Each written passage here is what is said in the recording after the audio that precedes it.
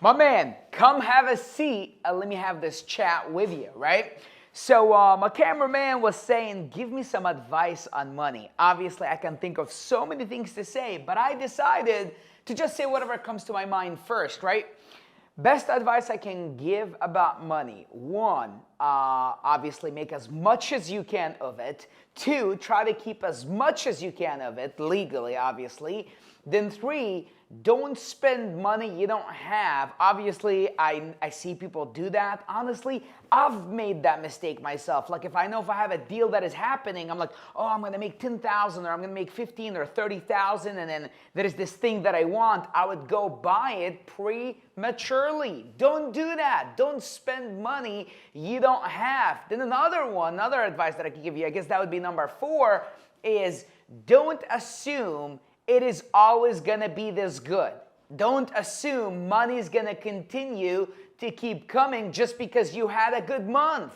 Then here's the problem sometimes. If people would have, let's say, 1, 2, 3, 5 months back to back, they start thinking they got the Midas touch and money is just coming on its own. Money didn't show up in your bank account just because you exist. It actually showed up in your bank account because you showed up, you made the cold call, you made the follow-up, you took the effort, you did everything you needed to do to get that money in your bank account. But then sometimes, these people, when they get 1, 2, 3, 4, 5 months, or even like 2, 3 good months, especially if you're a salesperson, you start thinking it's just going to keep happening. And you start overspending in your personal life because you just think you're this and wealthy somebody, right? Little your money needs to be, you need to conserve, you need to save it to invest it.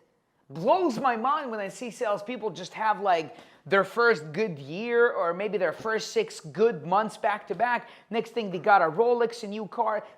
I'm like, come on, man. You don't need it. If you don't absolutely need it, you don't buy it. And if you can't write it off too, and that's after things get better, you just do not buy it. Everything I own is a write-off, or I'll figure out how to legally make it a write-off. That's if it's not a necessity. Those are just some of the main things that come to my mind when it comes to money. Make as much of it, keep as much of it. Don't spend it prematurely.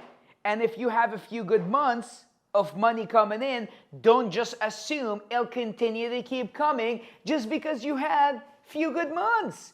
Shit, I would have good years and I'm thinking, oh my God, money's gonna stop. It would have freaked me out and it would get me into this, I'm gonna work harder mode.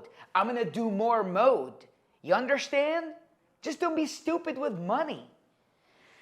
Man, I've made some of those mistakes. Luckily, I've made them early enough in my career, and I've always corrected myself extremely fast, so it never even seemed like I've made a mistake, because I don't go too deep in the mistake. I notice I made a quick mistake, I get in, correct it, get out, move on with my life. You understand? That's the best advice I can give you for money, folks.